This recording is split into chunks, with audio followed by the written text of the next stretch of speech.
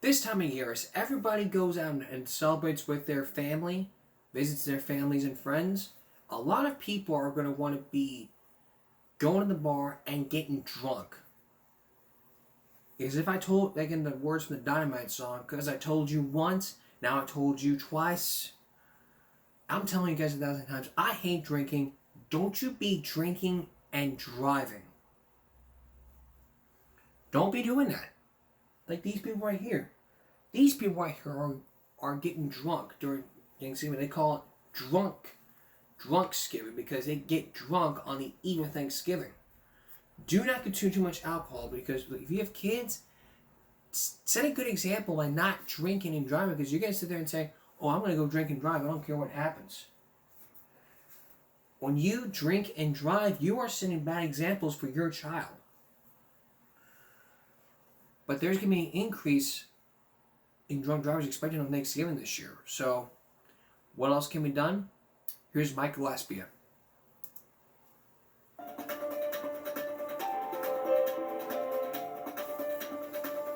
The night before Thanksgiving has turned into a mini holiday. The majority of Americans have Thursday off, and lots of folks are back in town and hoping to see old friends. It sets us up for pre-Turkey Day gatherings that typically involve raising a glass or two. But according to the National Highway Traffic Safety Administration, those festivities can lead to increased incidents of buzzed and drunk driving. They've even launched a campaign just to deal with this one day. It is a reminder that even one glass can sometimes be one too many. Our own police department tells us that unfortunately, drunk driving here in Corpus Christi is something they have to be prepared to deal with continually. The DWI task force, like I said, is working every night. They are out working tonight.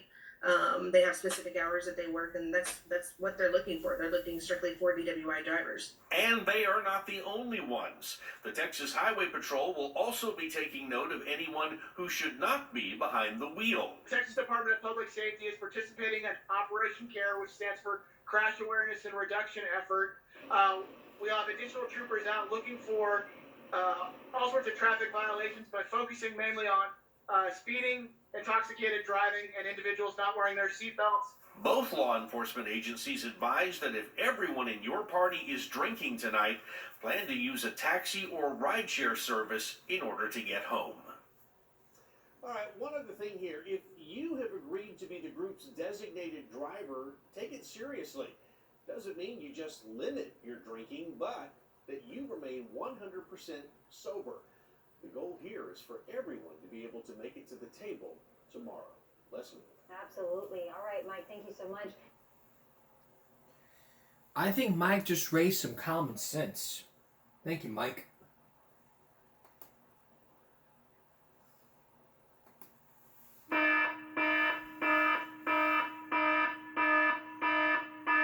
Here is the common sense perspective here. Do not drink and drive. You need to have a plan put in place. If you are going to drink, if you're going to plan on drinking alcohol for the very first time, you're going to start drinking, you need to have a plan put in place. Meaning, you need to make sure that you have a designated driver with you at all times. I mean, does that mean you don't have to be drunk? Does that mean, the question is, does that mean the designated driver doesn't have to be sober? As long as he has like one drink, if he has too many drinks, then he's not going to be able to be the designated driver. He'll be that person drinking and driving. But the designated driver does not, and I repeat, does not have to drink. Period. If your friend gets too drunk, you have to be the one to take it very seriously and take him home. If you can't, you need to tell him to call Uber, call a taxi, call a Lyft, call an Uber, call his mom and say, hey, can you come pick him up? Hey, this is a friend. Can you come pick up Timmy? He's too drunk. He's too drunk to drive. Like, I get it. I get it. Everybody wants to go out and party because it's Thanksgiving and all. But let me tell you this. Everybody has to be prepared because, let's face it, the holidays is all about the family. The family. It's all about family and getting together with old friends. We have to make sure it doesn't happen to where nobody gets drunk. So if you're the one drinking and driving, you need to be careful out there, because there are people out there. There are police out there that are guaranteed to take a sobriety test.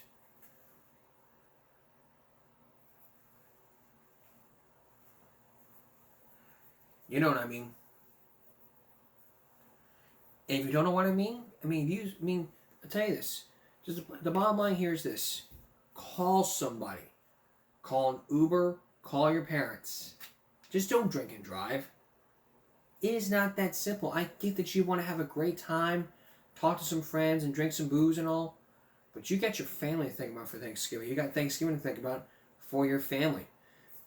Try and make sure you know what you're doing for Thanksgiving, so therefore, when you're at the table, you're not all sobered up. And speaking of getting drunk here, we have a new update from that teacher who was drunk in Oklahoma. Now there's new developments from the Law and Crime Network. Coming up, an update from that former teacher who was fired for drinking while in school. I'm going to give you every little bit by bit detail, and there's a new body cam footage from the police officer that could tell what had happened. So stay with us. Earlier this season, we showed you a body cam footage about this woman. Her name is Kimberly Coates. If you don't remember from earlier this season, we showed you a body cam footage of Kimberly Coates. She was drunk at work, but the district was suspicious about what's going on. That's why the officer came in with the body cam, have a trigger sobriety test, and she wasted the police's time along with the superintendent's time. For crying out loud. This woman right here, she was arrested and charged with public intoxication. Now she's back in court, and this time, wasting police time. The Oklahoma teacher who allegedly showed up to school drunk back in August was just arrested for allegedly showing up drunk to court. In a body cam footage, Kimberly Coates can be heard telling officers she didn't understand why she was being arrested, but later admitted she had a glass of wine before heading to the courthouse. Coates was booked for public intoxication. Officers said her speech was slurred, her eyes were glazed over, smelled like alcohol, and sweating when she stood up.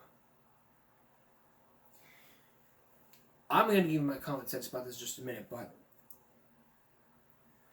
let me tell you something. You should be like this woman being drunk in court. Don't ever do that. Take a look. Sorry.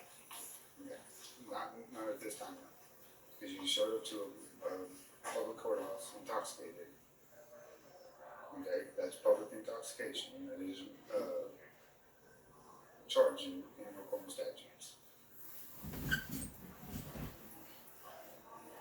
Okay, so have you had anything to drink today? Maybe it's something like that. Yes. I'm sorry, what? Have you had anything to drink today? I Yes had or a no? glass of wine this morning. Yes. This morning? Yes. Why? Like, An hour ago this morning? No. This morning? Kimberly, that's good. Just see your stop talking. I'm sorry, what? You have the right to stop talking. Like my own gentleman. She has the right to refuse to answer questions. Okay? so, go ahead, come with me.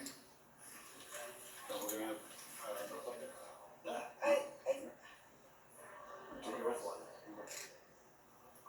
If you have the odor, glass eyes, Slurred speech, swinging. So, Well, I can go home with my husband. He's gonna take me out. no, you're gonna come with me. You're gonna need arrest for public intoxication. I don't understand. you're in public, you're intoxicated, you're going to go to jail. Is what he's telling you.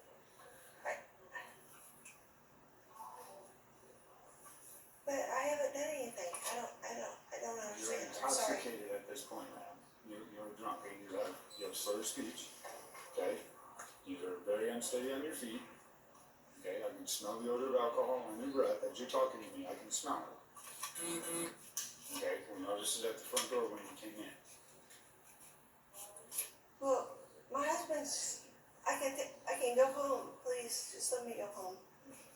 That's not how it works, man. It's, Okay? So, come on. You're being recorded again. Come on. I'm sorry, gentlemen. I don't understand. I Yeah, don't baby. understand.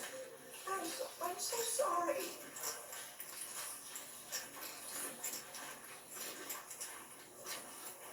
You have anything else on your person that you like your husband to take, like a cell phone, keys, or anything? I don't understand. I'm sorry. Could you just tell me what's going on? You're being under arrest for public intoxication. Okay? We noticeably saw that you were unsteady on your feet downstairs.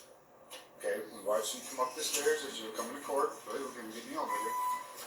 Okay? You were very unsteady coming up the stairs. Okay? We also have the DOC gentleman that was in the room with you, that he could smell the odor of alcohol coming from your breath. As I was talking to you downstairs here, I could also smell the odor of alcohol upon your breath. Okay, and even while you're talking, your speech is very slurred. Okay, you can go back around to the front desk. Okay. Go on this way.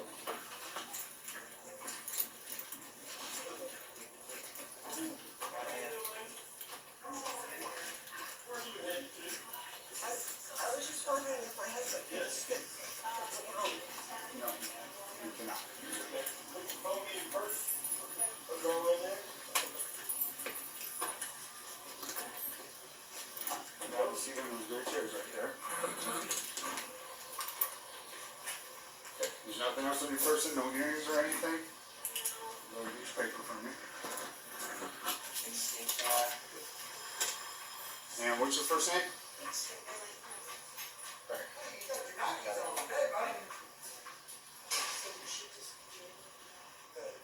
How's it going? Okay. Have you already been to Wings and Folk? Okay. We have your card, the orange card up there, Dan. Wings and Folk is out past the bowling alley on Washington. Left hand side of the Statue. Go out there and see the, yes, sir. I see her. Okay. Make sure you're good. I tried to get her. She's, I said, she's all way here to see me.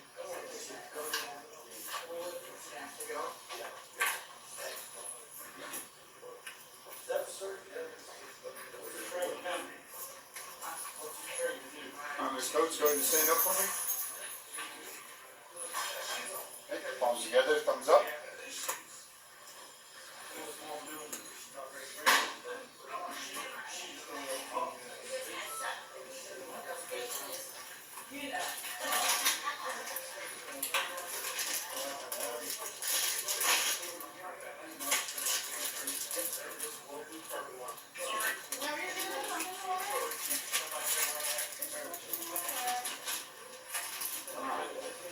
Thumbs up.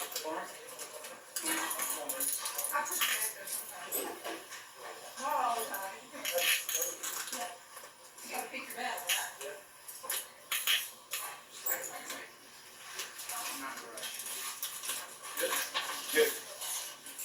So we're gonna go ahead and go through this door right here.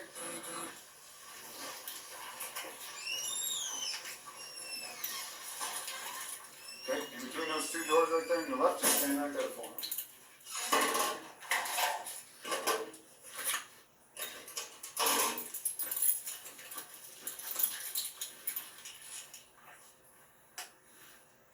So, that's what we're going to jail for. That's what I explained. Okay, that's first door on the left.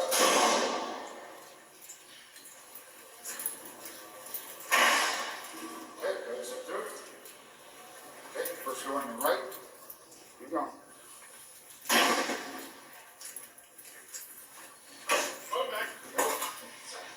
Go ahead and step in there and have a seat on the bench to your right. Good.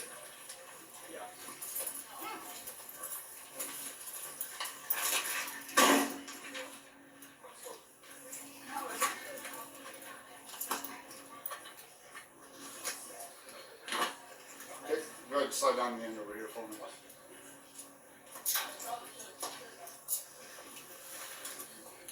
And are your wrist up?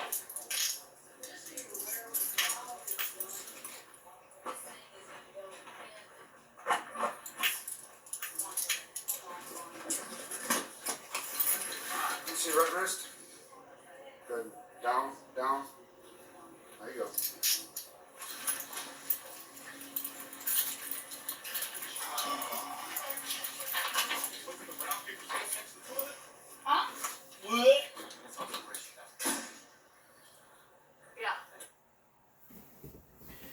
So as you saw, Kimberly Coates was arrested for public intoxication again in a courthouse. As you saw, she was a drunk. I mean, this wasn't the first time, but she was all like, "Well, I don't know what's going on. What's going on is you are arrested for public intoxication. Public intoxication. You understand what that means? You're in public. You're drinking. You're in trouble." No one else understands this. The bottom line here is this. That's a state statute. You break that state statute, you can be arrested. But she was drunk the second time. She was like, "Oh, I had a glass of wine this morning." Can't be doing that. This teacher was what she complied. This one right here, wasted time. That must tell you that we put our faith in in these teachers to make sure that we put them through the education system.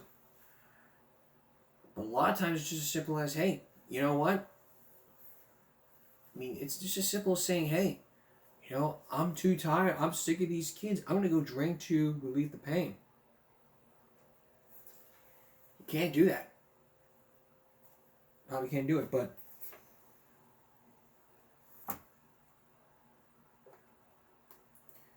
we all gotta learn somehow.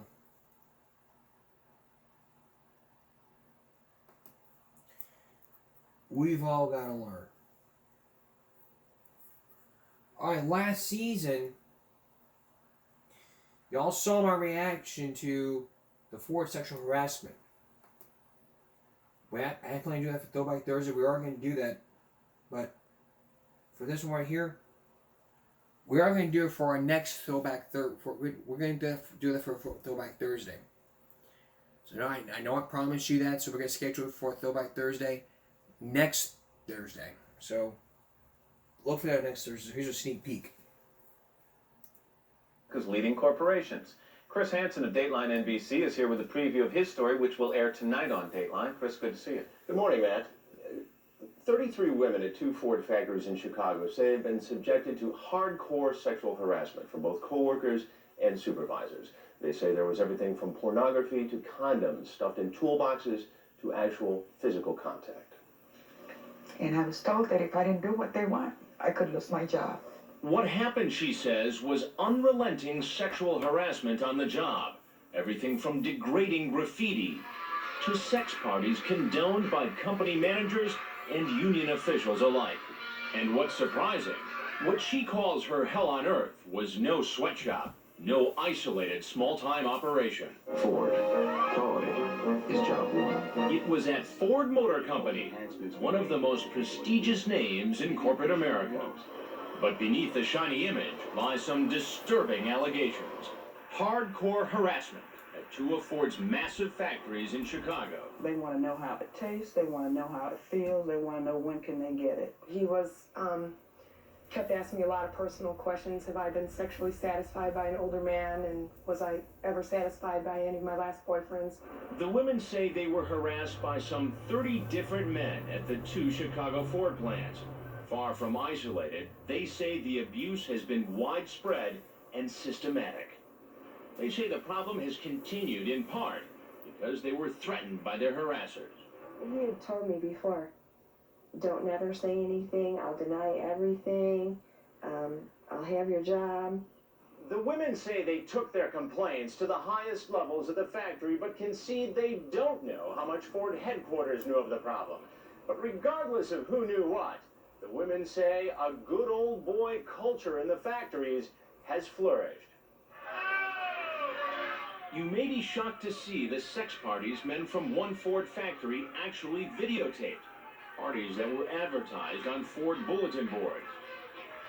Ford says this particular videotape may be 10 years old, but admits these sex parties continued up until just a few months ago, and that Ford workers and sometimes even supervisors have attended them. I have no idea what that videotape was, where it came from. I have no corroboration, confirmation that anyone in the company is involved in that. But after our interview, Ford announced that it had disciplined 4 employees, including supervisors, for involvement in sex parties. Ford says it takes sexual harassment seriously, and that what little problem there has been is largely in the past. The men and women of Ford Motor Company, in our plants and in our offices, are dedicated, hardworking people, and the majority of them understand and know appropriate behaviors. Ford denies any wrongdoing, but earlier this year it paid $1.5 million to 8 of the women to settle their cases. Another 24 complaints are still pending and are now being investigated. The women filing these claims, are they alleging that the sexual harassment or knowledge of the sexual harassment went fairly high up the ladder? No one can actually say how far up the ladder it went, Matt, but they are alleging that, and here's why. Because about 3 years ago, Ford sent a team of investigators to the Chicago plants, and some of the lawyers involved in the case say that even the investigators, some of whom were female executives at Ford, experienced harassment themselves while they were investigating trying to do these the investigations. Now, we contacted the woman who was heading up the investigation. She has refused to talk. She is still with Ford Motor Company, but the lawyers are adamant that even when she went out there to investigate, she experienced some of the very same kinds of harassment we're talking about here. And we can see the rest of the story, Chris, on Dateline NBC. That is tonight at 10, 9 Eastern Time. 10 Eastern Time, 9 Central Time. Chris, thanks for. And you can also see that on Throwback Thursday, which is next Thursday. So we'll let you know what happens. But the promise has been made, and we're keeping that promise. Coming up, stimulus checks. If you play your cards right, Uncle Sam may give you that big check. John Stossel with that story. Stay with us. All right, all you taxpayers out there, get ready to get good and angry. It seems that rumor is spreading throughout the border that Uncle Sam has deep pockets. If you play your cards right, you too can get that stimulus check. But what's really going on? Take a visit to a small border town on the other side of America.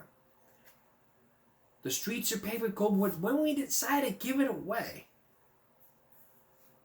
it's just big. It's just get a big gold bar full of chocolate-covered Nutella. Here's John Stossel.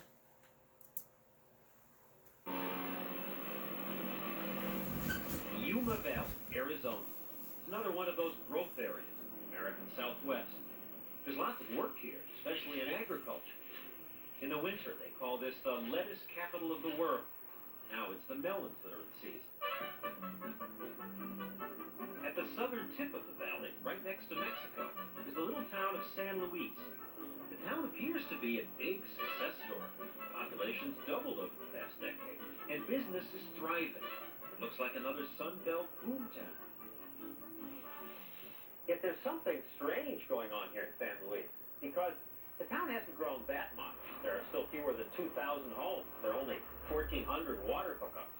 Yet at the post office, there are more than 6,000 mailboxes. The post office is the busiest place in town. It's the one place around here you find traffic jams. Inside, people are elbow to elbow. Some say per square foot, this is the busiest post office in America. For a tiny town, they sure do sort a lot of mail. Things were so overcrowded at this post office that 7 years ago, they built these 2 huge trailers and filled them with mailboxes. They thought that would handle the load for years and years. But now, all these are already full.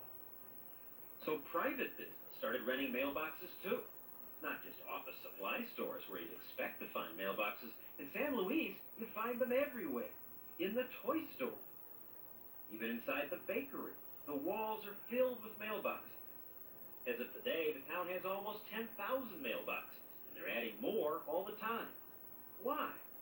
It's because, say local officials, San Luis has an addiction problem. That creates a form of slavery for the local, especially for the Mexican people. Former town mayor Elias Bermudez says people start with just one, but then they see how easy it is, how everyone's doing it. Today, he says he watches in shame as his countrymen succumb to this addiction that saps their strength. I mean, what does it do to these people? They truly lose their dignity. And we have seen locally a lot of people who have been accused and even placed in jail. The addiction in this case is not drugs or alcohol. It's money, government checks. That's why this post office is so busy. There's no home delivery here, and this is one of the days the checks are sent.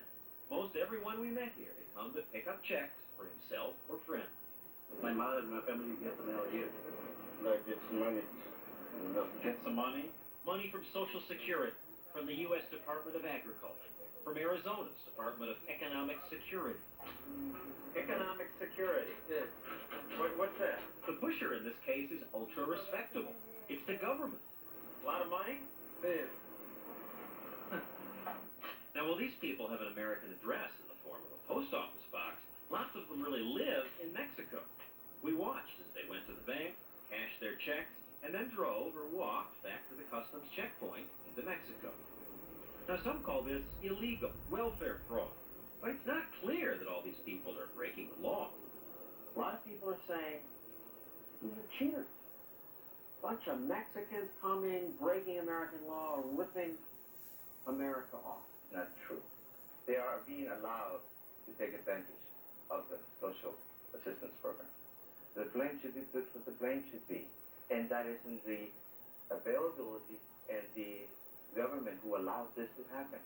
So they're not defrauding the government because it's legal. Yes, they follow all the guidelines, they fulfill the requirements, and they get public assistance, even though they may not need it. Now, some benefits are perfectly legal. If a Mexican citizen has a green card to work in America but then gets laid off, he can legally collect unemployment. But for most other benefits, you must live in the United States. That's where the scams come in. It starts with the children. A family brings the kids across the border to enroll them in American public schools.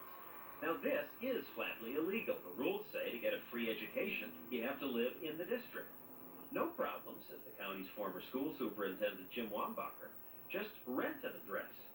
You can go over here and rent a trailer, and there's trailers all over Humidal. And you can rent a trailer for $125.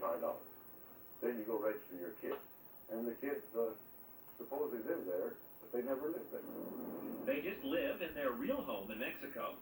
And every school day, the kids walk across the border to school. It's become such a routine, they don't even hide it anymore. We didn't take this with a hidden camera. A block from the border, the school bus picks the Mexicans up and takes them the rest of the way to school. That's how it starts, with school, at the trailer. Then you start to get the paperwork that makes you eligible for help.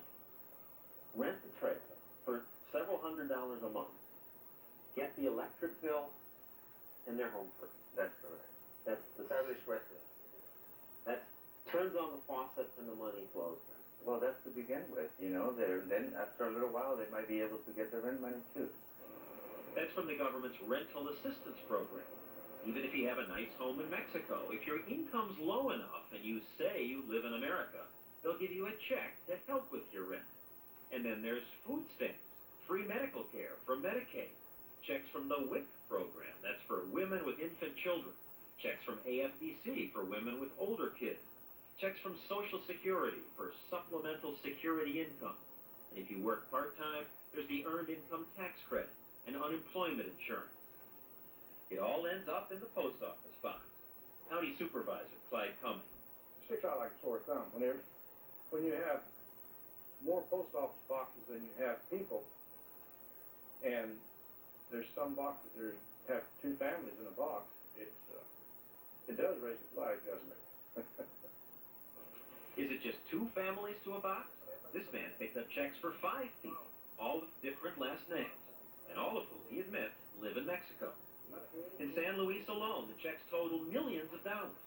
I guess you could look at it as a form of foreign aid. I suppose one could call it that. We don't look at it that way. Elliot Hibb speaks for Arizona's Department of Economic Security.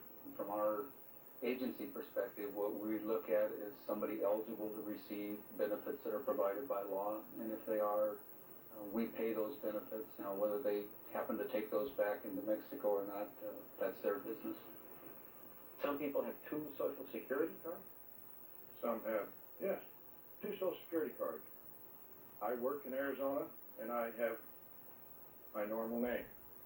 I work in California, I use my mother's last name. So when I go to California, I draw unemployment on Arizona. When I get through in California, I come back to Arizona. Works very smooth, very smooth. You think the American government is doing the right thing, giving all this money out? Well, I don't think so. I mean, it's just, what I need, that's all, and I think nothing else. Is the American government kind of stupid?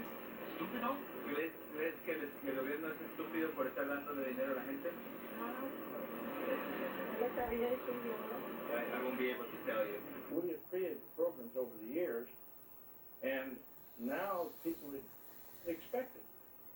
And if I lived in Mexico, if I was a green card living in Mexico, I would work the system as hard as anybody else in town, because it's fair. It does seem kind of unfair to blame the Mexicans.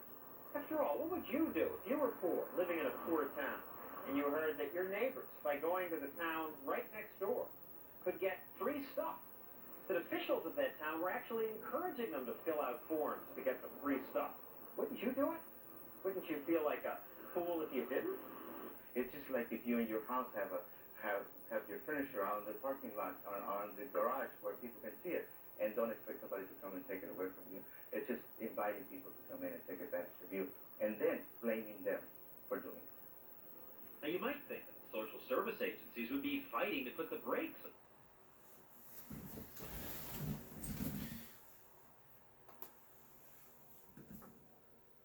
All this money leaving the country. But there's not that much evidence of that. Why? Well, many in government benefit when their programs have lots of needy clients. For example, school officials know that hundreds of their students commute from Mexico. It's an open secret. Yet because school administrators benefit, they rarely crack down. The school administrator is building an empire. So the more students, the more money the school gets, and the more power to the administrator. That's right. The more Bigger power. school he runs. That's right. That's right. Makes him much more important. Every social agency has to survive with the amount of clientele that they have. These are businesses. If your salary dependent on how many people you are to help this month, you would have tried to find a lot of people to help. Maybe that's why the government sometimes seems to act like a pusher. The state advertises the handouts in English and Spanish. Come and get it. We invite them to do it. That's correct. So they become liars by not truthfully saying, look, I have a house in Mexico. But shouldn't we be compassionate? People are poor. In the United States, those who want to work can find work. The government doesn't have to come in here and interfere with that situation. You're saying these people purposefully don't look for work? They would want to look for work, but they're afraid to because they'll lose their free stuff? Yeah, they will actually stay poor in order to continue that assistance. The biggest problem is these people are hard-working, good people. And they come over here to work. I mean, they work hard. Go out and watch them in the field. They become crooks by the sheer idea that they find out they can get all these things. And so then the kids become corrupt because they have to learn how to lie and tell the school officials that they live here when they don't live here. Kids learn to lie, and then their kids learn to lie. Whose fault is it? You and I. Everybody. We create the program. Are you saying people are now addicted to these programs? Well, sure, they're becoming addicted to them because it's a way of life.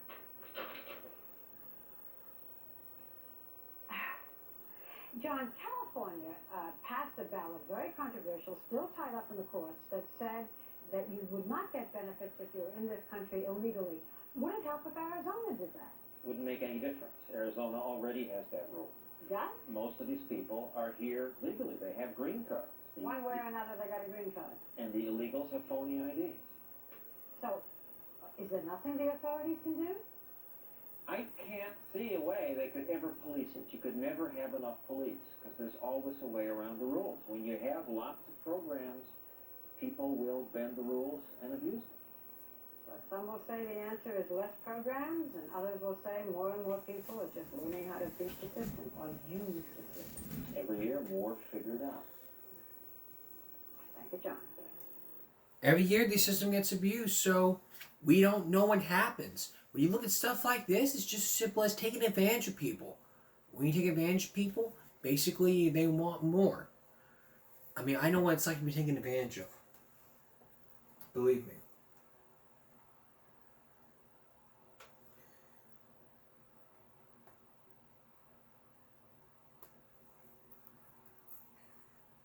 Believe me, I know. Alright. Freshly cooked censorship. Why can't you put low food map on those food labels? John Salso is back to tell us why. Stay with us. If you were to create a new food, would the government how they explain it? Nope. So why would they do that? Once again, here's John Stossel. If you invent a useful new food, will the government let you describe it? No, it won't. Here's that story from Stossel TV's first Stossel fellow, Trevor Krause. He works for the Learn Liberty YouTube channel. I love freshly cooked garlic and onion. But recently I learned some people can't eat garlic and onion. Emergency surgery, sepsis, I almost died. Michelle Prisbaki almost died because she was eating too many FODMAPs, an acronym for sugars prevalent in garlic, onion, and foods like apples and honey. When she went to the doctor, he said, well, I have this diet, and it will change your life. Now people following that diet can buy cooking staples from Caton Vakil's company. He started it to help people like Michelle. I decided to make some packaged foods that would replace those ingredients with other things that taste great, are all natural, but don't cause stomach symptoms. He sells bone broths, garlic chive salt, and green onion powder, all with much less of the ingredients that can cause stomach problems, and all qualifying as low FODMAP. We can't have garlic and onion balls, but that flavor is so great. Let's find other plants through research that have lower levels of these FODMAPs, but taste kind of similar. So we use the tops of scallion, just the green parts. They taste like onion. Not the exact flavor, but really similar flavor. Just that part of the plant, interestingly, is lower in this quantity of FODMAP. That all sounds great, but here's where it gets crazy. The government won't let him say that on his labels. We submitted our label to the USDA for review. That label was rejected. That's right. The government told Caton, you can't say your foods are low FODMAP. Our label is truthful with scientific backing. Many in the medical community do acknowledge FODMAPs can be a problem for people. FODMAPs can cause digestive issues like gas, diarrhea, constipation, bloating, and stomach pain. And yet, we had to remove the low FODMAP certified symbol, low FODMAP claim, gut friendly, all the words that would help a shopper find that product for themselves. The government says, well, actually, we didn't ban it. It's just that this is not on our list of things you can say. So the term low FODMAP is true and helpful, but Caton can't use it. That's why public interest law firm the Institute for Justice is now helping Caton and Michelle sue the government. There's no dispute that Caton's claims are true. Not even the government is disputing his claims. That's right. Everyone agrees that Caton is telling the truth. The government just bans it because it's not on the outdated pre-approved list. That list is hard to find, by the way. I looked. It's scattered throughout several government websites. So there's a list of these pre-approved claims. How do you get on that list? It's a giant pile of money. And some of the approved terms sure don't seem scientific. Home style, deli fresh, but low FODMAP with plenty of scientific backing isn't on there. Does the government ever update this list on its own? No. Why would they? Federal agencies do not respond to the market. Only businesses do. And those federal agencies make life harder for businesses like Caton's to offer solid alternatives. It's hard enough to get a product out the door and then not being able to explain it accurately to my customers who we started the company for them is very frustrating. We have a job to make sure that consumers have access to accurate and useful new information. We do need some rules, right? Maybe their heart's in the right place, but in this case, the bureaucracy and the laws that have been on the books for years and years and years are actually harming my customer. About half of American adults suffer from a digestive problem. They don't want to wait for vendors like Caton to go through the government's lengthy approval process. The best case scenario is they could do it in a couple years. If you believe that, I have a bridge to sell you. I don't want to solve it for them in 8 years. I want to solve it for them tomorrow, as fast as we can. If Caton and Justin win their case, it would be a game changer for all the people who have trouble digesting things like garlic and onion, and millions more whose lives could be helped by future diets we don't even know about. That's the first video from a Stossel TV fellow. Wow. So basically, it's freedom of speech. I mean, they may have a case because you're violating free speech. You can't, I mean, what's happening to free speech in America?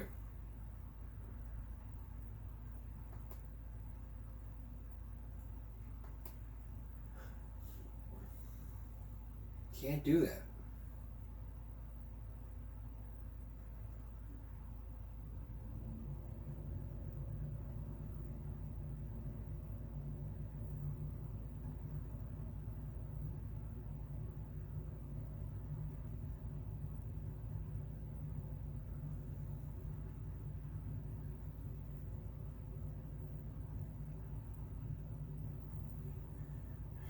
Right here. We all know it's Thanksgiving, so we can say thanks to private property. You ready for Thanksgiving? Before you eat that turkey, I want to bust one myth you've heard about that Thanksgiving feast. Pilgrims and Indians sharing food. Sharing is nice in families and sometimes in small groups. But as Thanksgiving approaches, let's remember that when we pilgrims first came to America, we almost starved. People grew weak and thin. Some swelled with hunger. That's because we settlers acted like Bernie Sanders wants us to act. We farmed collectively. The corporation that funded our expedition said, grow food together, divide the harvest equally. Bad idea. Communal farming creates what economists call the tragedy of the commons. Think about a nice piece of land that ranchers hold in common. Anyone who wants to can bring their cattle to graze. The tragedy is that no individual rancher is much motivated to try to preserve that land. In fact, every rancher has the incentive to bring more and more cattle to the pasture. So they're going to continue to add cow after cow until the pasture is overgrazed and destroyed. One way to demonstrate that is to run experiments like this one. This is now your property here. I assembled a group of people and told them the circle is your shared land. You can furnish it with trees, people, whatever. And they did. Then I put some fake coins on their property and told them each coin is worth $1. But if you can leave it in there for a minute, I'll give you $2. Each minute, it doubles in value. If they can wait, they can make much more money. Do they wait? Ready, set, go. Nobody waited? There was no reason to wait. Someone else would just grab your coins. Let's change the rules of the game. I divided the land into segments, so each person had his own property. Then we played the game again. Same rules. Every minute, the value doubles. Except you can only take coins from your property. Go. Nobody's doing anything. Why are you waiting? I want to reap the most benefit. You didn't wait last time. At that moment, I wanted it now. Whereas this is going up and it's mine, you know? Exactly. When you own property, you take care to preserve it, to allow it to keep producing good things. But we pilgrims shared our land, so when the crops were ready to harvest, we did what these people did. Some of my neighbors sneaked out at night and grabbed extra food. Some picked corn before it was fully ready. The result? By the spring, our food stores were used up. The shortage of food was worse because of a second problem with the commons. When you share the results of your work, some people don't work hard. For it led an opportunity for some to take advantage. and leave the work to others. Had that continued, Thursday would be known as Starvation Day. But fortunately, we were led not by Bernie Sanders or other commons-loving socialists, but by Governor William Bradford, who wrote in his diary, "After much debate, I, William Bradford, assigned to every family a parcel of land." He did what I did here. The result? This had very good success, for it made all hands very industrious. We brought in a harvest that was more than enough to feed us. After such a success, we never returned to shared planting. Private property allowed us pilgrims to prosper and have that feast we read about at school. So this Thanksgiving, if you have a good meal, thank private property. Every day it protects us from the tragedy of the commons. To me, we have to call it Thanks Private Property Day. Alright, we're going to take a break. We'll be right back. Superman, Batman, The Flash, Spider-Man, superhero comic books. But are you ready for something different? You're about to hear something that was never talked about till now. Here again, John Stossel. Superman, Jonathan. Comic book superheroes. Superman, Batman, Spider-Man. These franchises made DC and Marvel billions. But have you noticed? The comics today are different. The new Superman, Jonathan Kent, will be bisexual. Here he is, kissing his boyfriend. Robin's now bisexual too. This upsets comic creator Eric July. Why? Let's make the world better for gay people. He became bisexual out of nowhere. It was so obviously something that was done for political gain. But the writer of the gay Superman story says gay people thank him.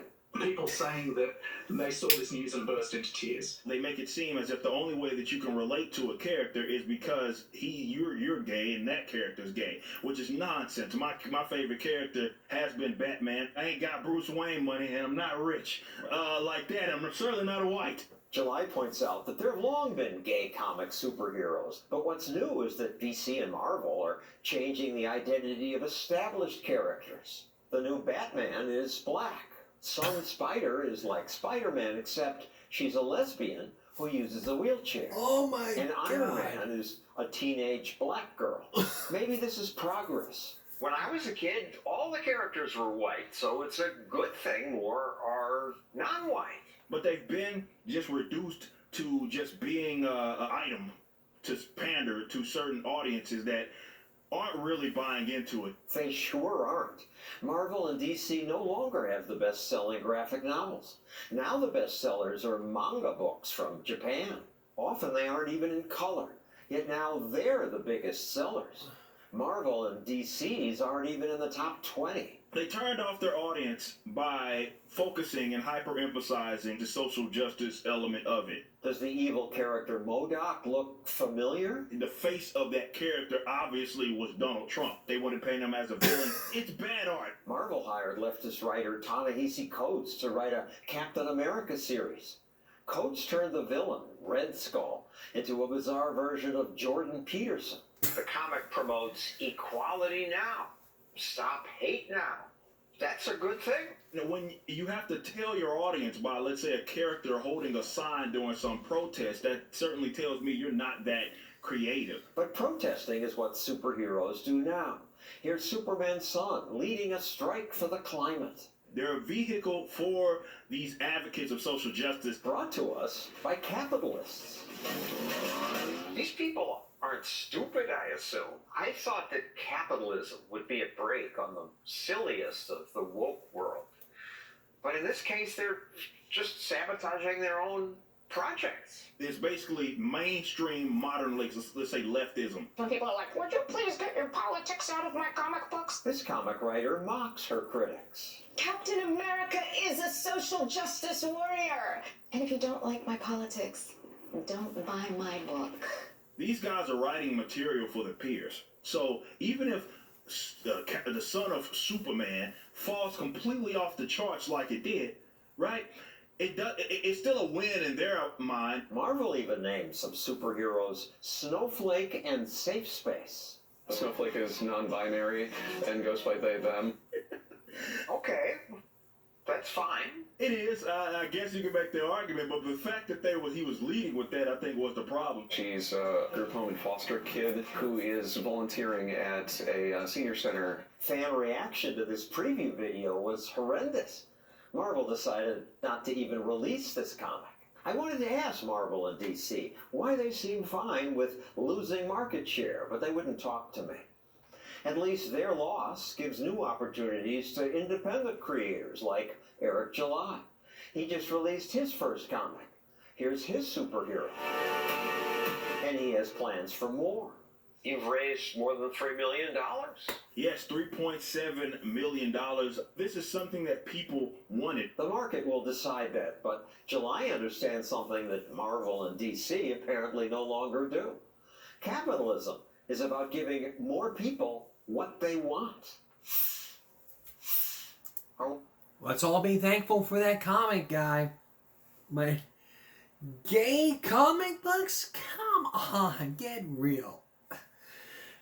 I could just give it to Cameron Mitchell. Well, I mean every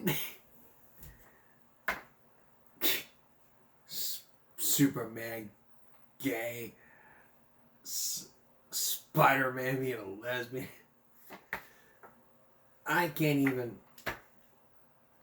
We'll be right back. Who does not love a talking kitty cat? Who doesn't love talking dogs? It's not Spiral Break. It's different from what the normal talking cat. 3 southern cats and a mama. Willow, Dapper, Tigger, Weezer, or Crackhead is the name. But here's one of the shorts from them. I'll let you watch.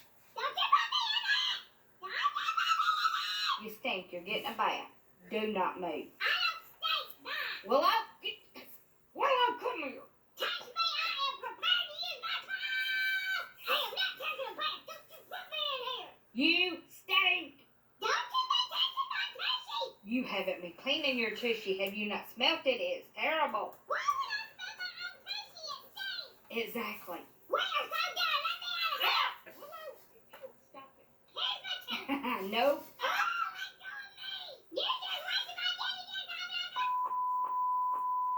Are you done now? No, I ain't done. Willow, watch your mouth. Get some hocus pocus witch crash, boy. Okay, we are done. You can go now. Let me get my big self out of here. I'm done and I don't need your help. It's like one of my favorites ever. Alright, here's another thing. I mean, think about it. Can you just imagine? Can you imagine being a dad and you gotta change a freaking diaper? It's always funny when we see people like dads like changing a freaking diaper.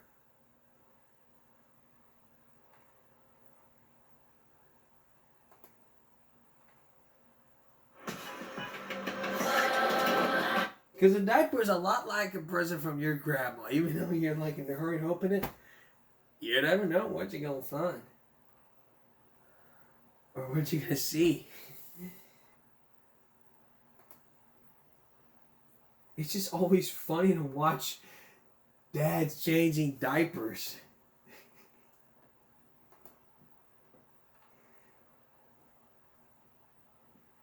Because these are these funny moments. Here's a portion.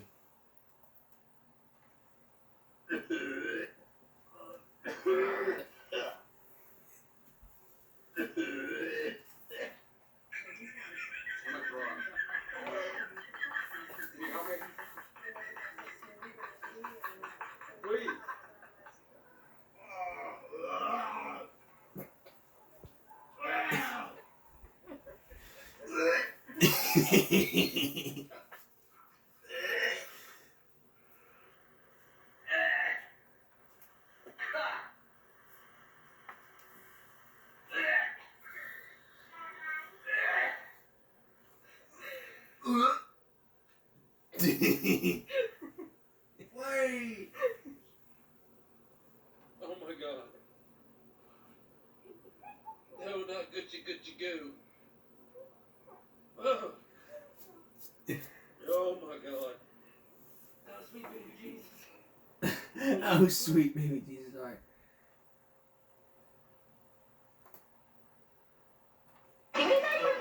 This one for me, I mean.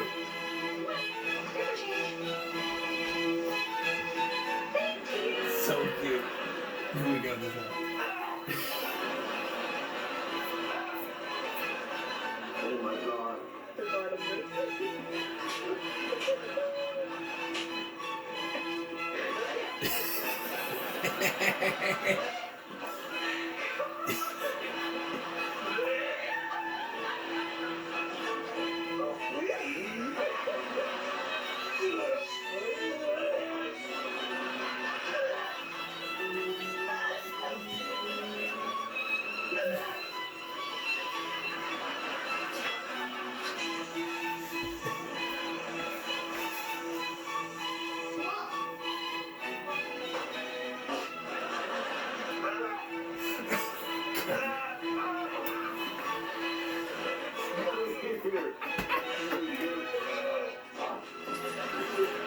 I can imagine Dad come on in going, oh God. Get that on camera.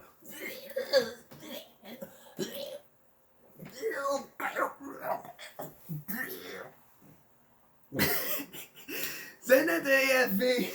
Let's get $10,000. Alright, one more, we're gonna wrap it up here.